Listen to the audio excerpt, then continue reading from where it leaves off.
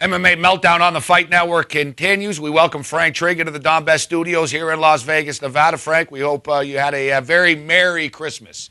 I had a great Christmas, actually. All my kids were in town, except for my eldest. Stayed with his mom this Christmas. But everybody else was in town. An amazing Christmas. Can't tell you that, remember those old school Rock'em Sock'em robots? Great stuff, yeah. Yeah, I got those for my two little boys. Yeah, they haven't stopped playing. Everything old is new again. Everything goes full circle, right? Teenage Mutant Ninja Turtles. That's my 4-year-old's favorite cartoon, so we got some of that stuff.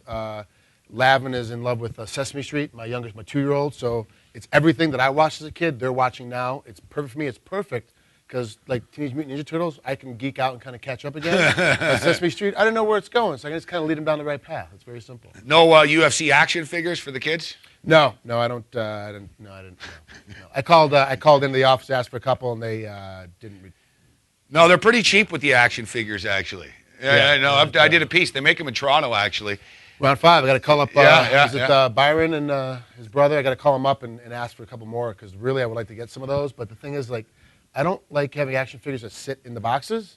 I want them to play with, and then they're... Yeah, no, exactly. Now, speaking of action figures and memorabilia, I understand your memorabilia is flying off the shelves. What's going on? Do people, know you're going to die soon, or is there something like... Why are they buying? Why is Frank Trigg memorabilia hot out of the blue? I've had my old fight shorts up for months. And then all of a sudden, like literally 6-7 months, it's been up there, no action on it at all. And then like a week before Christmas, all of a sudden it just, like 3 of them went real fast. Like all of a sudden, and it was 3 individual buys, but all ended up going to the same person in Ohio, which is very strange. And it makes me look like, what happened? Is there some death watch? Am I on some list? What's going on in Ohio? And you know what? I'm a little light in the pockets, actually, Frank. So it's a good thing you hooked me up with those photos, autographed photos of you. I hope everyone on my Christmas list, that's what you're getting. You get an autographed photo of Frank Trigg.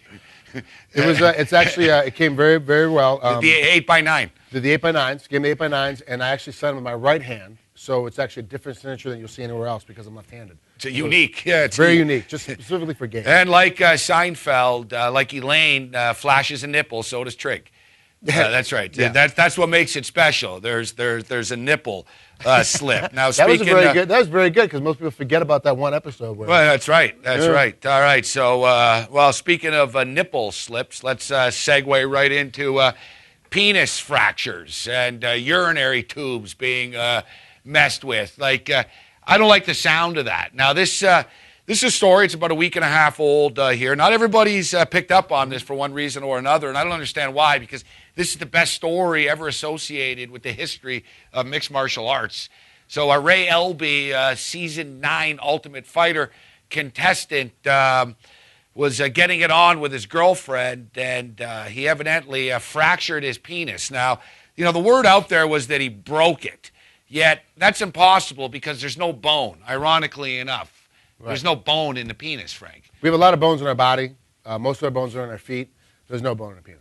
It just can't happen. Now, what he did do to it, I've actually witnessed this happen live before. It's unfortunate when it does actually happen. But whatever he did, whatever angle he was at, he bent it while it was erect. And unfortunately, because all the blood is in there and it's stiff, it's going to break urethra. It's going to break blood vessels. It's going to pop off stuff. Now, we've all, I'm not going to say we've all been there, but most of us at some point or another, there's always been that little split second of, oh, dear God, what just happened?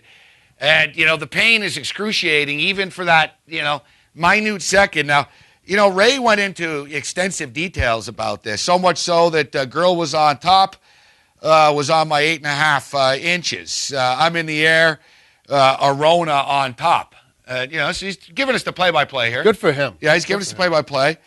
Doctor is setting an ultrasound for me now, stuck waiting around for dick specialist.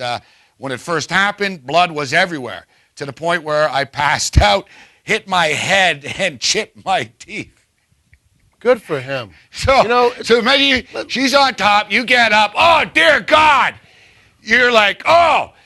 You go down, bam! You hit your head and your teeth. That's a bad day, man. Let's make this honest, okay? If you're gonna do it, you just want to have like a little bit. Oh my gosh, it hurts. I go to the doctor, and you kind of walk yourself there and drive. You want to have a story to tell your grandkids.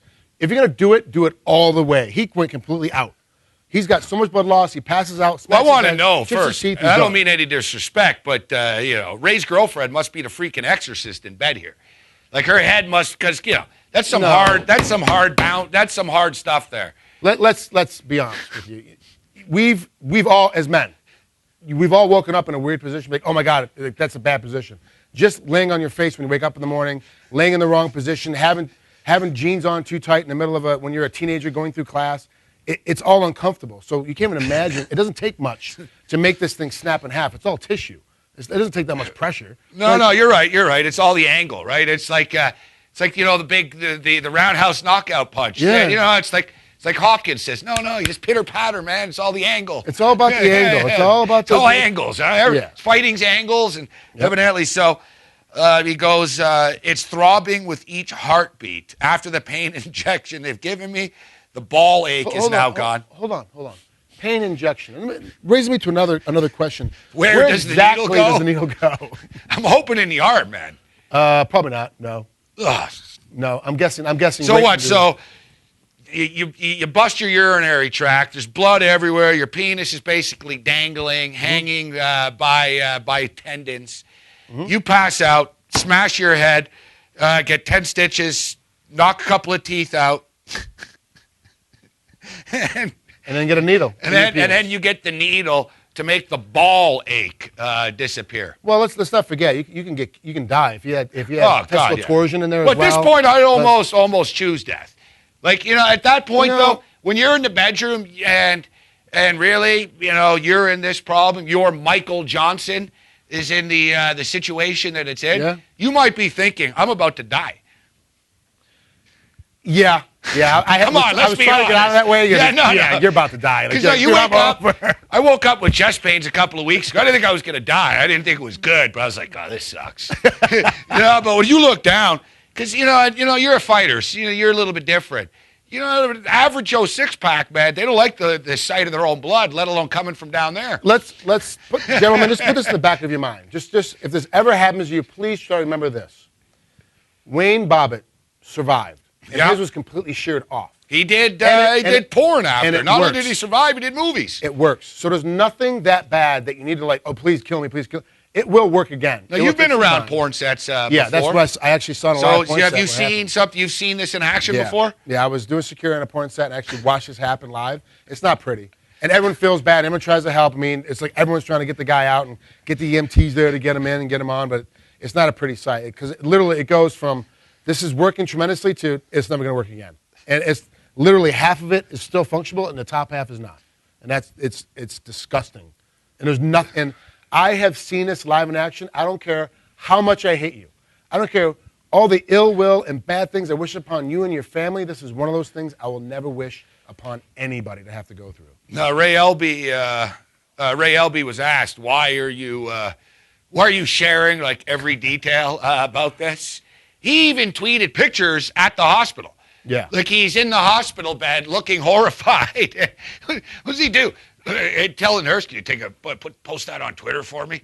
They're talking about being addicted to the internet. Like, you bust your balls in half here, and you're worried about your Instagram picture. But when asked about this, he said he did this as a public service announcement, so it doesn't happen to anybody else. There is something said about slowing down and taking your time. There's no reason to have to try to rush the event. Take your time. Take a while to get across. Or don't let her get on top. Well, but it could happen otherwise too. Yeah, it can happen. I've broken tables. I've seen.